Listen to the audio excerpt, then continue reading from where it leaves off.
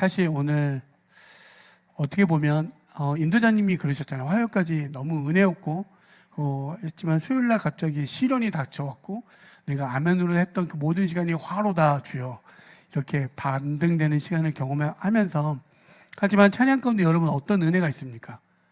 주님 무엇라 말할까요? 그치? 주님이 너무 좋은 작은 저예요 하면서 계속되는 그 찬양 가운데 여러분 은혜가 있지 않았습니까? 여러분 분명한 건 한번 생각해 보십시오. 정말 보이지 않지만 보이는 신비를 경험하게 됩니다. 그렇지 않습니까? 기독교는요 반드시 신비인데 보이지 않거든요. 도대체 의인은 믿음으로 말미암아 산다는데 눈에 잡히는 게 하나도 없는데 그것이 경험되어집니다. 근데 무엇라 말할 수가 없죠. 그래서 우리가 할 수 있는 게 그 평안과 은혜가 내게 임하니 주님을 예배하는 이 자리에 나와 내가 주님 저는 아무것도 할 수 없어 두 손 들어 주님을 찬양하는 자리, 반드시 평안과 은혜를 누리는 자만이 이 자리에 나와 예배할 줄 믿습니다. 여러분 어떠한 성향, 성격, 이성, 논리, 지성 이 모든 걸 다 하더라도 하나님 앞에서 그것이 얼마나 무력한지를 경험하셔서 모두가 주님 앞에 엎드려 경배한다는 그 표현 있죠. 모두 다 무릎 꿇는다 그 표현. 어떻게 보면 어떻게 다 주님 앞에만 무릎을 꿇을까? 여러분 생각 들지 않습니까? 조금만 지성이 머릿속에 딱 들어오는 순간 어떻게 되어지냐면, 여러분 제가 요즘 이번 주에 계속 제 안에 묵상됐던 찬송가가 있습니다. 울어도 못하네 찬양 아십니까? 울어도 못하네, 이렇게. 이 찬양 아시세요? 찬송가를 좀 불러보시면 40대, 30대도 한 중반 이상 되신 분들 이 찬양을 알아요. 그러면 혹시 아세요? 울어도 못하네. 이 찬양이 어떻게 되냐면 울어도 못하고요, 힘써도 못하고요, 참아도 안 된다고 합니다. 환장하죠. 여러분 주님 막 눈물 나고요. 그리고요 힘써도 안 된대요. 내가 열심히 하나님을 믿어 열심히 했는데도 안 된대요. 그래서 힘껏 참아봐도 안 된대요. 마지막에 뭔지 아십니까? 믿으면 되겠네. 주 예수만 믿어서. 여러분 조금만 지성이 있잖아요. 가장 듣기 싫은 말이 이 말입니다. 생각만 해보십시오. 감성적인 제가 이거 되게 싫긴 하지만 한번 생각해보세요. 예수만 믿으면 되겠네 이렇게 하면 여러분 어떻죠? 어떻습니까? 마음에 시원합니까? 예수만 되겠네, 예수만 있으면 되겠네, 시원하십니까? 인생의 많은 수많은 굴곡과 어려움과 모든 걸 통과하면 저 어떤 한 자매님의 고백처럼 아멘이라 되어지지만 아직 혈기왕성하고 무언가 이루고 싶은 것들이 아직 창창하고 내 잔은 아직 비어있게 나는 아직 배고픕니다. 굶주렸습니다. 그렇죠? 노력해서 채우고 싶죠. 아직 젊음의 때는 그렇지만 이 찬이 어느 순간 여러분과 내 아멘, 이때 우리는 무엇이라 말할 수 있는 줄 아십니까? 그게 바로 그리스도인이라 이야기할 수 있습니다. 그게 믿는 자라고 이야기할 수 있습니다. 여러분 생각해보죠. 가정에 일들이 있고요, 학교에 일이 있고요, 누군가의 관계가 있는데 주 예수만 믿으면 되겠네 이러면 너무 무식해 보이지 않습니까? 우리 어머니가 믿었던 그 말도 안 되는 무식한 일자 무식의 그 신앙만 있으면 뭐든지 다 된다는 그 말도 안 되는 그 관통함, 말도 안 되는 그 관통함이 여러분 어떻죠? 받아들일 수 없습니다. 그런데 놀라운 신비는 뭔지 아십니까? 지금의 부족하지만 지금의 제가 여기에 있는 모든 근거와 이유를 딱 한 가지 들라고 하면 뭔지 아십니까?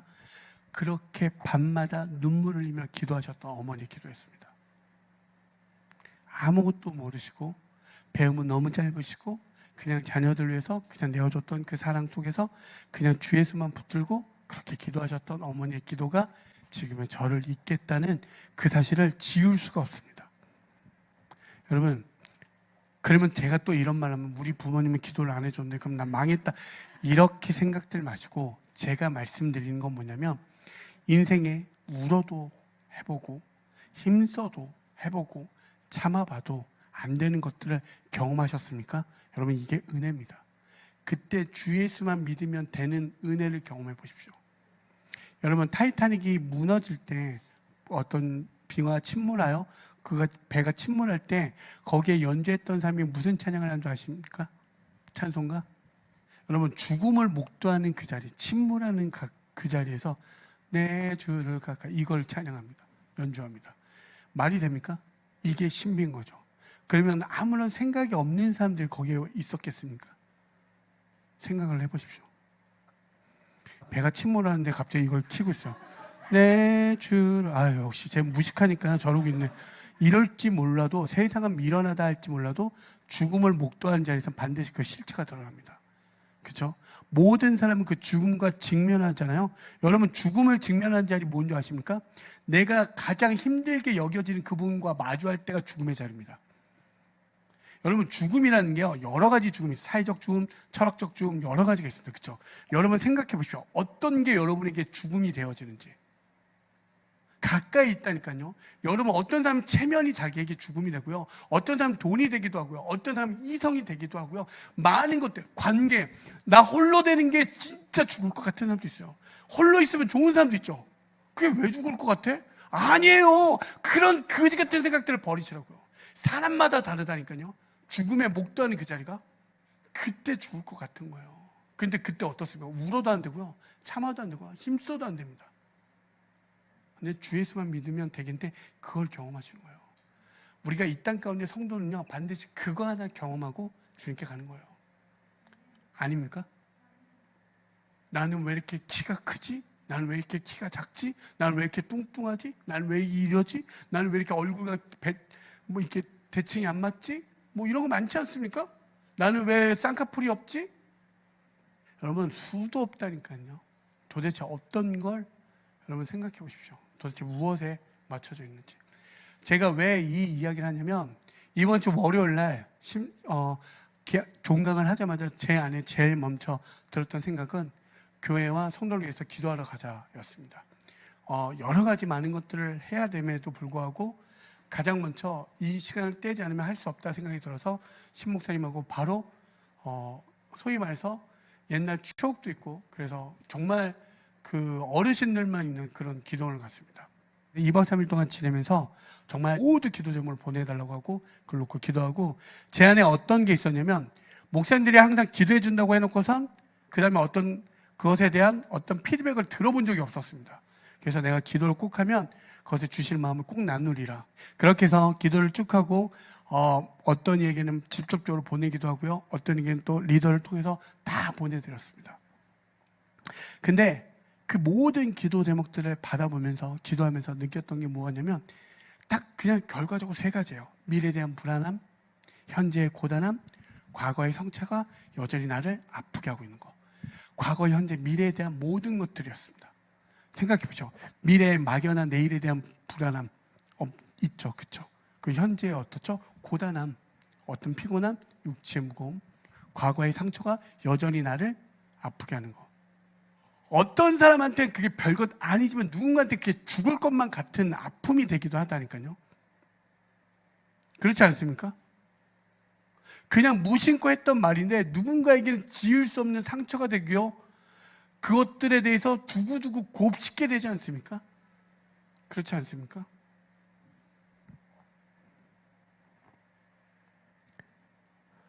그렇게 기도를 하면서 정말 한 명 한 명 기도를 2박 3일 내내 기도를 하는데 끝이 안 나더라고요. 막 계속 기도하고 또 기도하면서 그렇게 문자를 보내고 또 보내고, 그 시간을 보내고 난 다음에 하나님, 그러면 성도님들한테 어떻게 하면 하나님 나라를 바라보며 오늘을 살게 할 수 있습니까?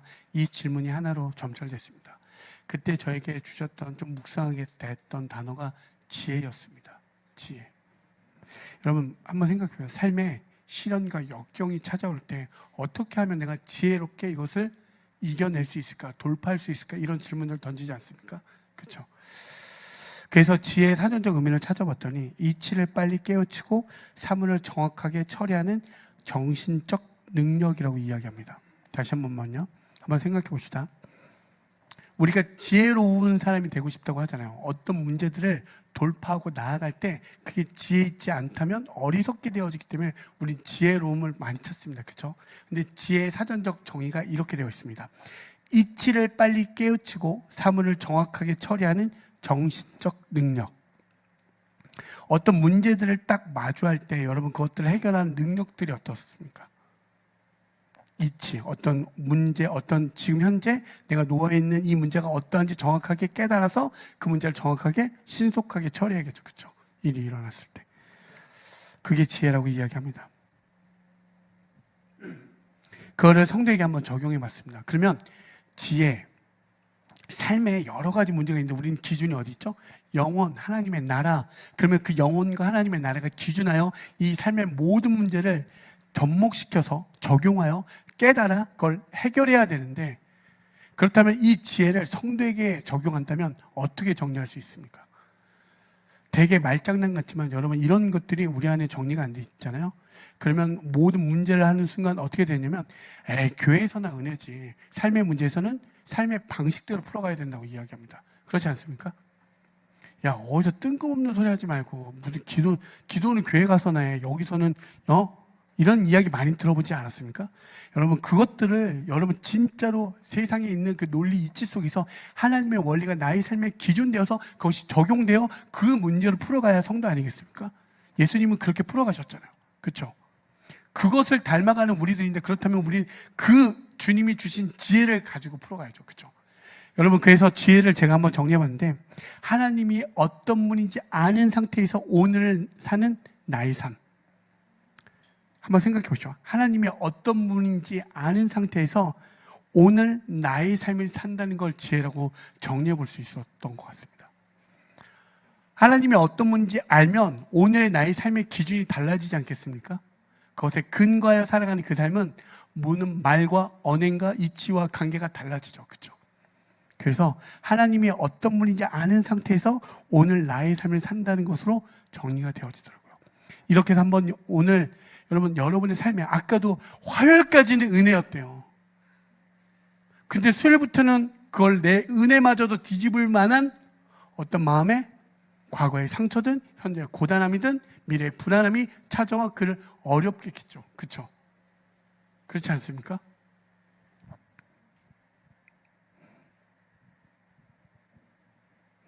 갑자기 뭔가 싹 머릿속에 지나가는데 이걸 말하면 안 될 것 같아서 지금 지나가겠습니다.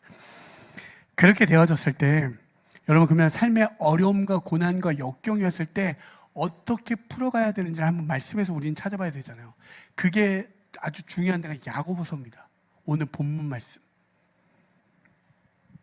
여러분 야고보서의 야고보서가 누군지 아십니까? 성경에 야고보가 4명 나옵니다. 그죠? 그래서 간혹 헷갈리죠. 여기 야고보가 그 야고보인지 이 야고보가 저 야고보인지 4명인데요. 여기서의 야고보는 예수님의 동생입니다. 근데 1절에 뭐라고 그를 표현하냐면 예수님과 그의 종 야고보라고 얘기합니다. 여러분 가족한테 인정받으면 어떻습니까? 예수님이 자기의 형이에요. 형. 자기는 동생이고. 근데 그분이 갑자기 신이래요. 이걸 믿고 주의 종이라고 이야기합니다. 가족이 인정하면 다 된 거 아닙니까? 그러면 여기에서 이제 질문이 던져지죠. 우리 누나와 저희 동생은 과연 저를 목자라고 인정을 하겠습니까? 대답은 하지 마시고. 네. 그렇죠. 이런 질문이 던져지겠죠. 고개를 들지 않는다는 건 침묵으로 일관하겠다는 여러분 그 상태인데, 근데 더 놀라운 사실은요, 그 당시에요 고난과 역경이 가득했습니다. 핍박받는 시대였어요. 그러니까 예수를 믿고 유대교를 믿는 모든 사람들 로마로부터 박해를 당했던 시절이에요. 그러니까 죽음을 그냥 면전 앞에 두고 있는 상태에서 지금 야고보가 그 예수님이 우리의 구주야 그러면서 그들을 위로하고 격려하려고 이 서신서를 쓴 거예요. 그게 야고보서입니다. 그러면서 그 배경을 가지고 이제 하나씩 가볼까요? 이렇게 이야기합니다. 여러분 지금 여기에 보면 엄청나요. 죽음을 목도하고 자기 형을 신이라고 여기고 종이라 여기면서 그들 위로하는 이 장면 속에서 보면 여러분의 삶에 문제들이 있죠. 아까 말했던 제가 왜 그렇게 얘기했냐면 누군가한테는 별것 아닌 게 시험이고 아픔이고 시련이라니까요. 그렇죠? 여러분 예전에 어떤 TV 프로그램에서 한 여자분이 남자는 180 이하는 루저라는 표현을 썼습니다. 대한민국 사회가 발칵 뒤집어졌죠. 그렇죠? 그때 저는 넉넉함이 있었습니다. 왜? 한 번도 180 이하의 삶을 살아본 적이 없기 때문에 그 넉넉함을 알죠. 그가 뭐라 하든 그것이 나에게 상처와 아픔이 되어지지 않습니다. 근데 180 이하들은 어떤 여자야 난리나 검색해서 댓글 아니겠습니까? 여러분 생각해 보죠. 굳이 키가 10cm 크고 10cm 작은 게 왜 그 한 사람 인생을 쫓아가면서까지 멸하고 죽이려 하는 그 자리로 들어갑니까? 죄의 문제는 상대적으로 볼 때는 그것이 경중을 나누지만 내가 경험하잖아요. 그냥 다 중요해요. 다 힘들 것 같고 죽음을 목도하는 그 야고보와 같은 심정이라니까요. 다시 한번 생각해 볼 때 누구는 야 그 정도 같다 왜 힘들어? 이거 없다니까요. 모두가 지금 생각해 볼 때는 제가 볼 때는 야고보와 같은 심정에 있어요. 삶에 어려운 문제가 있잖아요. 죽을 것만 같아요. 누군가 관계가 틀어지잖아요. 죽을 것만 같아요. 무언가 되어지지 않잖아요. 죽을 것만 같아요. 수도 없이 죽고 싶지 않습니까? 아니 죽을 것만 같은 걸 경험하지 않습니까? 지금 그렇게 이야기하는 거예요.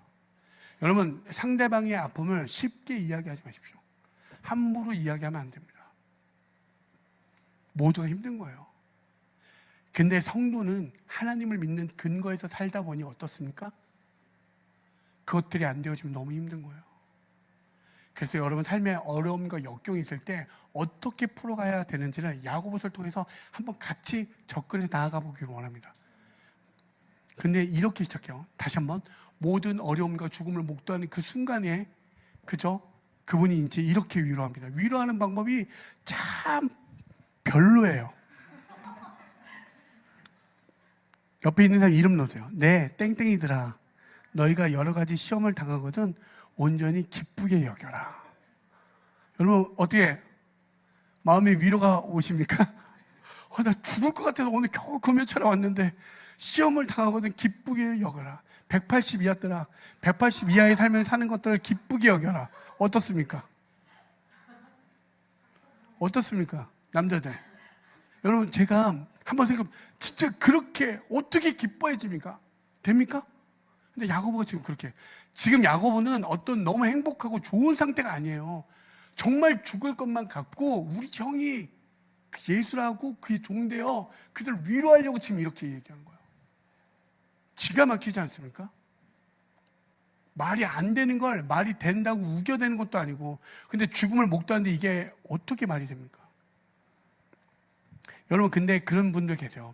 여기서 간혹 시험이 있을 때 주님의 뜻이 있겠지 이렇게 여기는 분들이 있습니다. 그렇죠? 믿음이 대단한 것 같고 잘 참는 것 같지만 여러분 그거는요 반드시요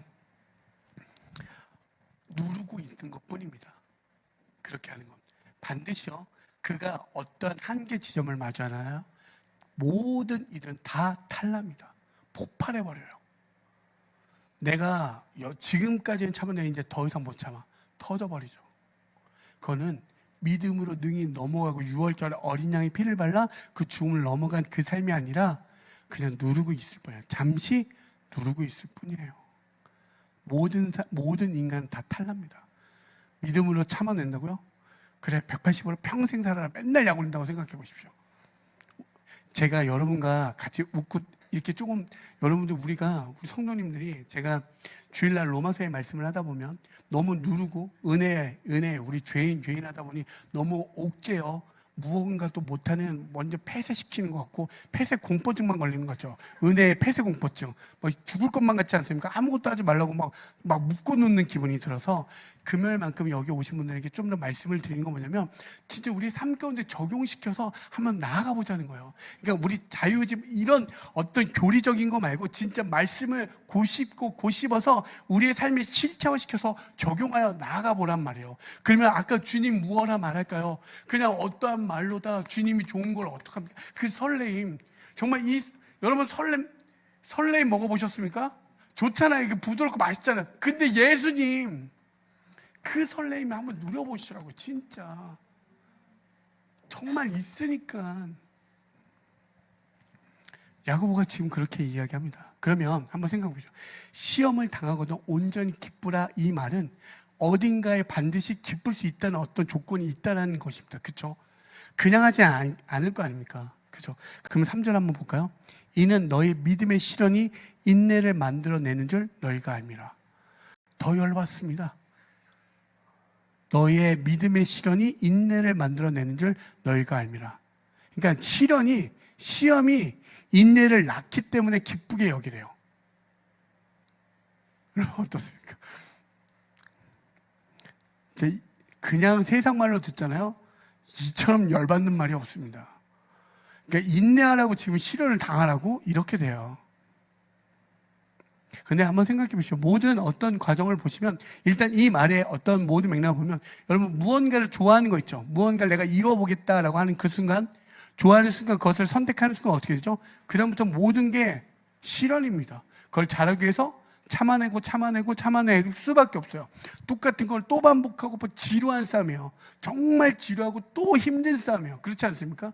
그러니까 맞는 말이긴 해요. 시련과 인내, 이 시험이 있어야 인내를 만들어내는 게 맞습니다. 그렇죠? 근데 이게 기쁩니까? 전혀 기쁘지 않죠. 그러면 인내는 시험이 당해도 기쁠 수 있는 조건이 되려면 인내는 뭘까요? 인내. 그걸 로마서에 있는 말씀을 제가 한번 찾아보면 8장 25절입니다. 만일 우리가 보지 못하는 것을 바라면 참음으로 기다릴지니라. 아멘. 인내를 쉽게 말하면 보지 못하는 것을 참으며 기다리라는 것이라고 로마서 8장은 이야기합니다. 그러면 지금까지 이야기를 몰고 가면 어떤 결론으로 난 줄 아십니까? 보지 못하는데 어떻게 참으라는 말입니까? 이렇게 되지 않습니까? 제가 여러분과 좀 더 현실적으로 이야기를 몰고 가는 거예요. 그죠? 보지 못하는데 어떻게 참으란 말입니까? 그죠? 두 번째, 인내를 가지기 위해서 내가 견딜 수 없는 시련을 당하라는 말입니까? 이렇게 되지 않습니까? 여러분, 뻔한 말장난인 것 같지만 누군가는 그걸 통과해서 괜찮은 것 같지만 아니요. 지금 무언가 이루고 싶은 사람은 지금의 시련이 너무나도 큽니다. 어렵고요. 시험을 떨어지고 또 그 시험을 준비하는 사람 입장에선 이것만큼 괴로운 게 없습니다. 그렇지 않습니까? 근데 여러분, 우리가 믿는 분은 어떤 분입니까? 영원하신 하나님이고요. 신실하신 하나님입니다. 완전하시고 온전하고 선하신 분, 그분을 믿는 거예요. 성도는. 아멘. 그렇다면 그분을 믿는 성도와 교회면 우리는 이 문제를 어떻게 풀어가야 합니까? 그 뒤에 4절을 보실까요? 4절과 4절을 보면 이렇게 되어 있어요. 인내를 온전히 이루라. 이는 너희로 온전하고 구비하여 조금도 부족함이 없게 하려 함이라. 세 번역을 읽어드릴게요. 여러분은 인내력을 충분히 발휘하여 조금도 부족함이 없이 완전하고 성숙한 사람이 되십시오. 아까도 말씀드렸지만 배경은 내가 예수를 믿으면 유대교를 믿는 모든 사람 받게 되면 죽음을 당하는 자리입니다. 이거는 그냥 인내로 버틸 수 있는 불가능한 자리입니다. 그러니까 인내에서 완성할 수 있는 자리가 아니에요. 근데 말씀을 그대로 보면 인내력을 충분히 봐요. 내가 열심히 인내하여 완전한 사람이 될 수 있다는 원인과 결과를 나에게 주어지게 합니다. 그렇죠? 그런데 여러분 생각해 보십시오. 칼과 창이 내 앞에 들어오고 총을 겨누고 있는데 인내할 수 있습니까? 아니요. 이건 인내할 수 없다는 걸 이야기해요. 할 수가 없다니까요. 이렇게 되면 누구만이 할 수 있습니까? 여기서 될 수 있는 사람 몇 명입니까? 자, 이쑤시개 하나 갖고 와요. 그냥 한 명씩 찌르면서 예수 믿을 거야 안 믿을 거야 계속 눈에다 이렇게 찌르면 이거 너무 하드코어가 되고, 그렇죠? 이렇게 손가락 끝에 여기 요 마디 여기 사이 손톱 사이 계속 이렇게. 여러분, 이건 탐 크루즈밖에 못해. 탐 크루즈밖에. 안 그럽니까? 미션 임퍼서블 막 진짜 60 넘어도 막 타고, 그런 사람만 이거 가능하지 않겠습니까? 불가능한 거예요. 그러면 말씀을 왜곡해서 들은 게 아니라 그 말씀의 진리를 정확하게 파악해 보죠. 이건 무슨 말씀입니까? 야고보서에 있는 말은 뭐냐면 우리 뭐요? 인내할 수도 없고 기뻐할 수도 없는 존재라고 이야기하는 거예요. 그 다음에 뭐냐면 5절에 나오겠지만 하나님의 지혜를 구하라고 이야기하는 거예요. 하나님의 지혜가 있는 자들은 인내할 수 없는 자리에서 인내할 수 있고 기뻐할 수 없는 자리에서 기뻐할 수 있다라고 얘기하는 거예요. 그걸 자꾸 나에다 대입하다 보니까 뭔가 더 노력하려고 하죠. 그건 아까도 말씀드렸듯이 그냥 내가 남들보다 조금 더 참고 누르고 있는 정도라니까요. 언젠간 그건 터져요. 내가 성공해서 터지던, 성공하면 자기의 방식이 옳다 주장하여 그걸로 남을 찍어 누르던, 실패하여 억울해서 남을 억울해서 찔러 누르던 두 가지밖에 없다니까요. 야고보서 1장 5절 볼까요? 너희 중에 누구든지 지혜가 부족하거든 모든 사람에게 후히 주시고 꾸짖지 아니하시는 하나님께 구하라. 그리하면 뭐라고요? 주시리라. 아멘. 이 이야기를 쭉 하고요. 인내를 온전히 이루어 완전하고 성숙한 사람이 되려. 그건 주님의 사람이 되라는 이야기예요. 그런데 그 뒤에 하는 말이 무엇입니까? 지혜가 부족하거든 모든 사람에게 후히 주시고 꾸짖지 아니하시는 하나님께 구하라. 그러면 주신다라고. 그 말의 모든 결과적인 건 너희들은 인내할 수 없고 너희는 기뻐할 수 없는 존재인데 하나님이 지혜를 주심으로 말미암아 그 자리, 지금 그 믿는 그 자체만으로도 죽음을 목도할 수 있는 그 자리에서 너희는 인내할 수 있고 하나님의 나라를 봐 소망하며 인내할 수 있으며 기뻐할 수 없는 그 자리에서 기쁨을, 세상에 줄 수 없는 그 평안, 요한복음에 있는 그 평안을 누릴 수 있는 그 신비의 귀한 주의 보혈로 태어난 존재라고 이야기하는 거예요. 아멘. 야고보서를 그렇게 보시면 돼요. 지금 우리에게 그렇게 말씀하시는 거예요. 그래서 지혜를 구하는 거예요. 아멘. 아까 지혜가 뭐라고 그랬죠? 하나님이 어떤 분인지 아는 상태에서 오늘 나의 삶을 사는 거라고 이야기했습니다. 그러면 하나님이 어떤 분입니까? 이런 질문이 들어가지 않습니까? 제가 여러분에게 계속 반복하여 질문하고 답하고 질문하고 답하는 형식이 뭐냐면 조금 더 정리됐으면 좋겠다 싶어서. 그래서 내가 힘들 때, 어려울 때 어떤 경험이 있냐면 은혜의 경험이요. 그게 나를 이끌어 가는 걸 경험한다니까요. 내 안에 그 오늘의 여러분 간혹 농사를 질 때 올해는 풍년이고 내년이 흉년이 될 수 있지만 뿌리가 깊으면요 내년을 소망할 수 있어요. 비록 올해는 비가 많이 와서 흉년이 되어 열매를 맺지 못했지만 내 뿌리가 있어. 그것이 반드시 뿌리 깊어지면 내년에는 열매가 맺을 수 있음을 내가 소망하며 또다시 그걸 경작할 수 있는 힘이 있다니까요. 아멘. 여러분 그렇게 나아가기 소망합니다. 지금 당장에 아무것도 보이지 않고 아무것도 없어도 놀라운 건 하나님의 은혜와 평강과 은혜가 임하여 그것들이 끌고 가니 오늘도 죽을 것 같지만 이 자리에 나서 주님 무엇라 말할까요? 주님이 좋은 작은 저예요. 그렇게 이야기하지 않습니까? 아멘.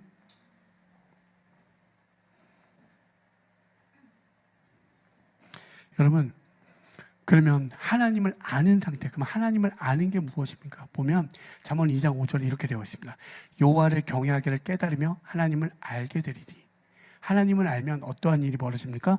여호와를 경외한다라고 합니다. 아멘. 죽을 것 같은데 이 자리에 나와 예배하는 건 무엇입니까? 하나님을 아는 거. 내가 죽을 것 같은데, 내가 정말 죽을 것 같은데, 찬양할 수 없는데, 기뻐할 수 없는데, 참을 수 없는데 주님을 아니 오늘도 예배하는 그 자리 그렇게 나오는 거예요. 아멘. 아멘. 아멘. 그럼 여호와를 경외하는 게 무엇이냐 한번 찾아볼까요? 왜냐하면 여러분 한자 시대가 아니죠. 경외 뭐 이런 말 하면 뭐야 이렇게 되지 않습니까? 그냥 제가 장난치는 게 아니라 한번 말들을 잘 찾아가 보시면 정리가 되면 훨씬 더 그것들이 단도에 정리만 해도 우리가 좀 더 나아가는데 힘이 되어지거든요. 잠언 1장 7절에 보면 여호와를 경외하는 것이 지식의 근본이거든 미련한 자는 지혜와 훈계를 멸시하느니라. 세상 사람들은 하나님의 지혜와 훈계를 다 멸시한다라고 이야기합니다. 그런데 우리는 어떻게 여호와를 경외하는 게 지식의 근본. 여러분들 뭐요? 근본 있는 놈들이에요. 그렇죠? 네, 뼈대 있는 그런 거 이제 가끔 영화 보면 내가 가장 찌질한 놈인 줄 알았는데 엄청난 혈통의 자식이야. 그런 영화들 많잖아요. 슈퍼맨이 클락일 때는 되게 찌질한 어떤 시골 어떤 알고 봤더니 엄청난 행성에 막 이게 뭐 얘기가 그 뭐 무협에서 보면 이렇게 찌질한 어떤데 봤더니 막 엄청난 혈통의 자녀여서 내가 뭘 했더니 갑자기 막 남들 막 100년 걸릴 걸 막 한 30일 만에 막 무협을 깨닫고 막 이런 거. 손오공 막 이런 거. 에이씨. 지식이 여러분의 지식의 근본이라고 이야기합니다. 지식은요 어떠한 정보를 알고 있는 거, 그렇죠? 어떠한 정보를 정확하게 알고 있는 걸 지식이라고 이야기하잖아요, 그렇죠? 그것들이 지혜가 무엇입니까? 그것을 근거하여 내 삶에 적용하여 사는 게 지혜 아닙니까? 그러면 여러분의 지식은 뭐합니까? 여호와를 경외하는 거, 그것이 하나님을 아는 거, 여러분이 지금 예배하고 찬송하는 건 그 지식의 근본을 알아 그 근본의 자리에서 그것을 배우고 있는 거예요. 그걸 통하여 어떻게 내 삶에 적용하여 지금 나아가는 거잖아요. 아닙니까? 지금 그렇게 이야기해요. 근데 세상 사람은 이걸 미련 맞다 이야기하죠.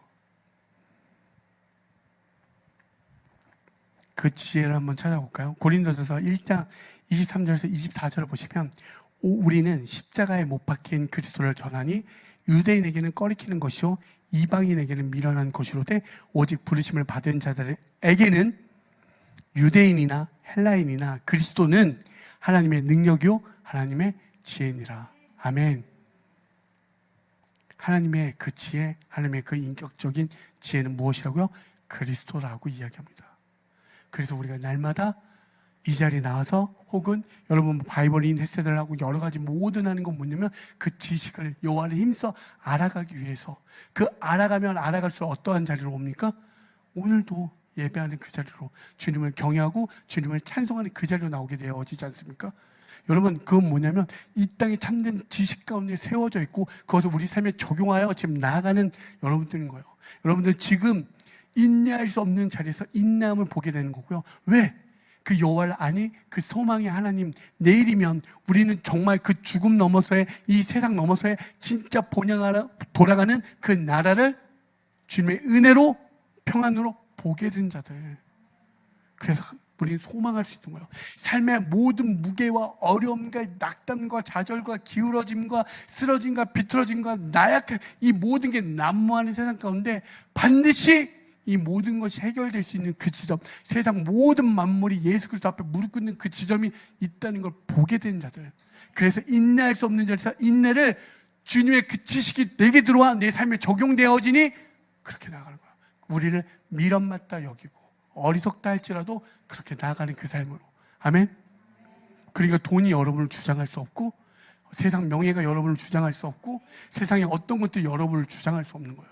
아멘. 그걸 이야기하는 거예요. 그래서 우리가 결국에는 모든 게 예수 그리스도로 점철되는 게 그 이유입니다. 그래서 힘써 알아가 보라고 하는 거예요. 성경을 몇 번 읽었냐가 중요한 게 아니라 말씀을 통하여 막 묵상되어져 보니 그것이 내게 힘으로 정말 능력으로 지혜로 나아가게 되지 않습니까? 그거 하라는 거예요. 그래서 보라고 하는 거예요. 와, 이건 뭐 역사적 시대적 배경이 언제고 여기는 뭐가 어쩌고. 그것도 은혜죠. 은혜인데 여러분 그 말씀을 내 삶 가운데 반드시 적용되어져야 돼요. 그 지혜가 있어야 돼요. 그냥 지식으로 끝나면 이 머리만 커지는 게 있어요. 이 가슴이 뜨거워져야 돼요. 주님, 예수님 하면 어떻습니까? 내 인생을 왜 이렇게 힘들게 몰고 가십니까? 이런 억울한 마음 없습니까? 근데 그 넘어서의 그 소망함을 보십시오. 그러면 오늘 찬양이 그냥 말하는 게 아니라 주님 뭐라 말할까요? 그냥 주님이 좋은 그냥 작은 저예요. 이게 별것 아닌 것 같지만 그 고백으로 이루는 은혜가 있길 소망합니다. 정말로. 그래서 어떤 누군가를 들이대도 주장해도 그것들이 능히 나를 주장할 수 없는 그 상태로 간다니까요. 180이 아니어도 어떻습니까? 주님이 여러분과 함께 있는데. 아멘? 그래도 180이 되고 싶다는 건 사단의 속삭임이에요. 넘어가지 마십시오. 지가 180 넘으니까 그러지 라고 이렇게 또 이렇게 삿대질 하시는 분들 내려놓으십시오. 주님이면 됩니다. 아멘? 여러분 그때 보면 잠언 28장 5절에 보면 악인은 정의를 깨닫지 못하나 여호와를 찾는 자는 모든 것을 깨닫느니라. 아멘. 여러분 말씀이 어떻습니까? 막 위로가 되지 않습니까? 그 말씀이 여러분 위로가 되죠. 그 말씀으로 끌려가십시오. 말씀이 여러분을 견인해 갑니다. 아멘. 걱정하지 마십시오. 그래서 지식이 가득한 사람들이 믿는 사람들 볼 때 그러니까 어설프게 책 한두 권 읽은 사람들 말고 정말 책을 많이 읽고 지식의 권위자들이 보면 가장 놀라운 지점을 어디서 찾는지 아십니까? 믿는 기독교인들을 보면 놀랍대요. 어떻게 저런 죽음을 목도하는 그 자리에서 저 어려움 가운데 인내할 수 없는 자리에서 인내하고 기뻐할 수 없는 자리에서 기뻐하는지 그것이 놀랍대요. 그것이 도무지 자기의 지성과 이성과 과학적 논리로 이해가 되어질 수가 없대요. 근데 우리는 대번에 그 얘기가 어떻죠? 너무 쉽지 않습니까? 어떻게 되죠? 예수 그리스도 때문에 능히 그게 깨달아지는 은혜가 있지 않습니까? 우리가 지질이 궁상인 것 같아 보여도 그 어떤 지점 속에서 넘어가는 그 은혜가 어디에 있습니까? 예수 그리스도. 여러분, 보지 못하는 것을 참을 수 있는 것은 하나님의 지혜가 있기 때문에 그렇습니다. 아멘. 로마서 8장 18절로 26절 읽어드릴게요. 생각하건대 현재의 고난은 장차 우리에게 나타날 영광과 비교할 수 없도다. 아멘. 이것이 강하게 여러분의 입술 가운데 아멘으로 화답되어지길 소망합니다. 아멘. 26절, 이와 같이 성령도 우리의 연약함을 도우시나니 우리는 마땅히 기도할 바를 알지 못하나 오직 성령이 말할 수 없는 탄식으로 우리를 위하여 친히 간구하시느니라. 아멘. 단순히 그러니까 낙관론자라고 얘기하는 게 아니에요. 예수님의 지혜와 그 성령이 있어서 인내할 수 없는 자리에 그 지혜가 임하니 내가 인내할 수 있고요. 기뻐할 수 없어서 말할 수 없는 그냥 손 붙잡고 기도하는데 눈물만 나요. 그런데 누가 도우신다고요? 성령께서 내가 간구하지 못한 말을 간구하여 주신다. 미치지 않습니까? 이 정도의 여러분, 하나님의 지혜가, 그리스도가, 그리고 내가 간구할 수 없을 때도 성령께서 도우시는 그 은혜가 우리에게 있대요. 아멘. 그렇게 이야기하는 거예요. 로마서는 로마 교회를 향해 바울이 쓴 서신서잖아요. 구하면 주신다니까요. 찾으면 주신다고 이야기하잖아요.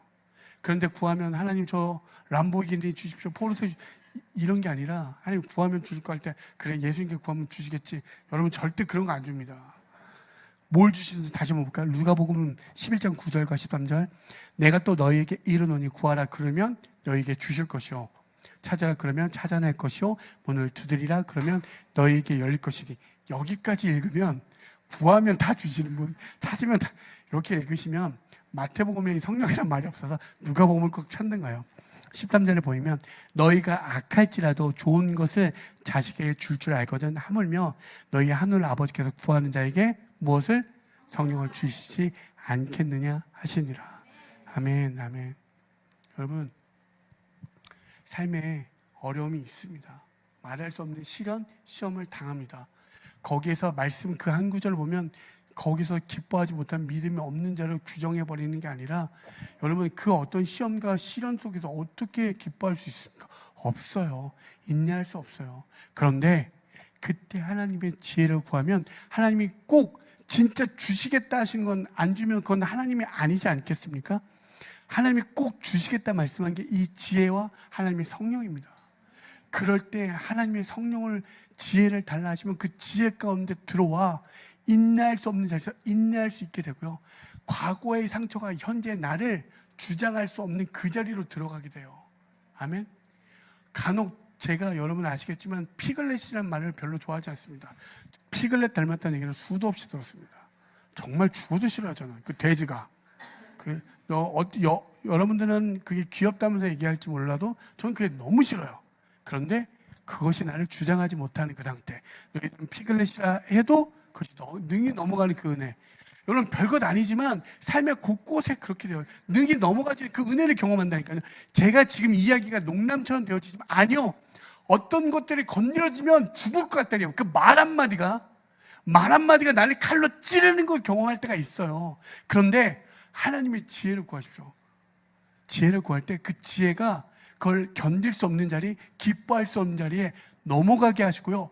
기뻐할 수 있게 하는 그 자리로 가게 합니다. 그런데 그것마저도 못할 때 성령을 구하십시오. 그러니까 어떤 걸 이분 법적 이것만 구하 이게 아니라 성령을 구하십시오. 그럴 때 그 성령께서 그 기뻐할 수 없고 인내할 수 없을 때 그분이 함께 간구하여 주신대요. 내가 간구할 수 없는 거. 아멘? 여러분 그렇게 나아가시면 됩니다.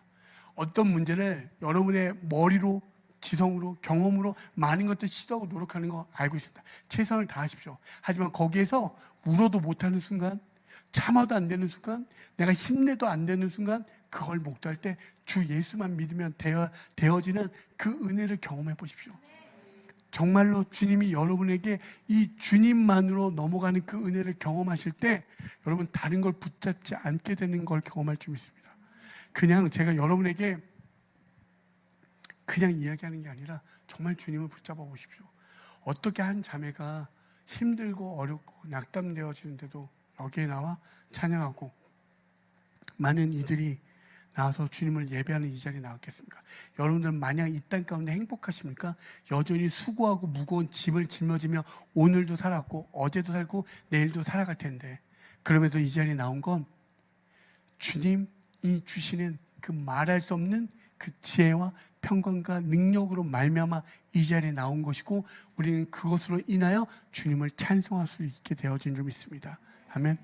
물러서지 마십시오. 지금까지 걸어온 것도 주님의 은혜요, 앞으로 나아갈 것도 주님의 은혜인 줄 믿습니다. 그래서 여러분이 혹시 삶의 바쁜 여정 가운데 잊어버린 게 있다면 다시 한번 찾아보십시오. 그리고 안 되면 주님께 하나님, 저희가 그 하나님의 지혜를 주십시오. 예수 그리스도를 깨닫게 하시고 내가 그분과 함께 죽었다는데 나를 위하여 자기 자신을 버리신 그 하나님 아들을 믿는 믿음 안에서 살게 하여 주시옵소서. 그럴 때 그 은혜가 여러분 정말 이걸 어떻게 표현하지 이걸? 내가 맨날 나왔던 놈이 또 나와서 얘기하니까 별로 신빙성이 없죠.